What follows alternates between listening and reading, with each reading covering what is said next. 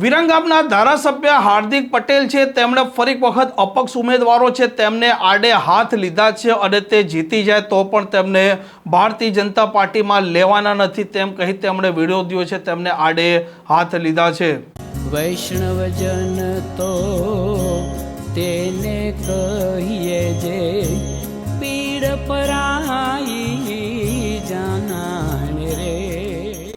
નમસ્કાર, આપ જોઈ રહ્યા છો નવજીવન ન્યૂઝ અને હું છું આપની સાથે તોફિક ગાંચી। વિરંગામમાં જે પ્રકારે સ્થાનિક સ્વરાજની ચૂંટણી યોજાવાની છે તેમાં નગરપાલિકાની વાત કરો, તાલુકા પંચાયત કે જિલ્લા પંચાયતની વાત કરો, તેમાં ધારાસભ્ય હાર્દિક પટેલ છે તે અત્યારે અલગ અલગ વિસ્તારોમાં સક્રિય ભૂમિકા ભજવી રહ્યા છે, અલગ અલગ વિસ્તારોમાં સભાઓ ગજવી રહ્યા છે અને તેમના વિરોધીઓ છે તેમને પણ તે આડે હાથ લઈ રહ્યા છે। વિરંગામ નગરપાલિકા છે તેમાં ભારતીય જનતા પાર્ટી અને અપક્ષ ઉમેદવારોના વચ્ચે સીધી ટક્કર છે અને માનવામાં આવી રહ્યું છે કે ભારતીય જનતા પાર્ટીના કેટલાક લોકો છે તે નારાજ થાય છે અને તેમણે અપક્ષમાં નગરપાલિકામાં દાવેદારી નોંધાવી છે અને ધારાસભ્ય હાર્દિક પટેલે ફરી વખત આ અપક્ષ ઉમેદવારો છે તેમને તેમના જ અંદાજમાં આડે હાથ લીધા છે।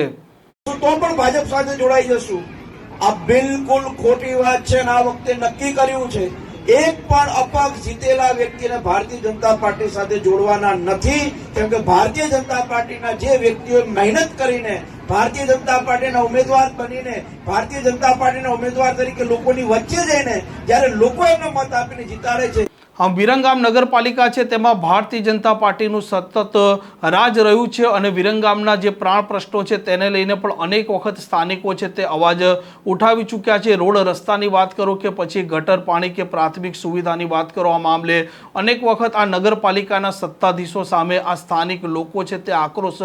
વ્યક્ત કરી રહ્યા છે અને જે પ્રકારે વિરંગામનો જે પ્રશ્ન છે પાણી ગટરનું ઉભરાવાનું તે પ્રશ્નને લઈને પણ અનેક લોકો છે તેમણે આ મામલે નારાજગી દર્શાવી છે અને જે પ્રકારે હવે સ્થાનિક સ્વરાજની ચૂંટણી છે તેમાં નગરપાલિકામાં ભારતીય જનતા પાર્ટી અને અપક્ષ ઉમેદવારો છે તેમના વચ્ચે સીધી ટક્કર છે, પરંતુ હાર્દિક પટેલે સ્પષ્ટતા સાથે કહ્યું છે કે અપક્ષ ઉમેદવારો ભલે તે જીતી જાય પરંતુ તેમને ભારતીય જનતા પાર્ટીમાં લેવાના નથી, આમ કહી તેમણે તેમના વિરોધીઓ છે તેમને આડે હાથ લીધા છે। આ પ્રકારના સમાચાર માટે નવજીવન ન્યૂઝ ચેનલ સાથે જોડાયેલા રહો। નમસ્કાર।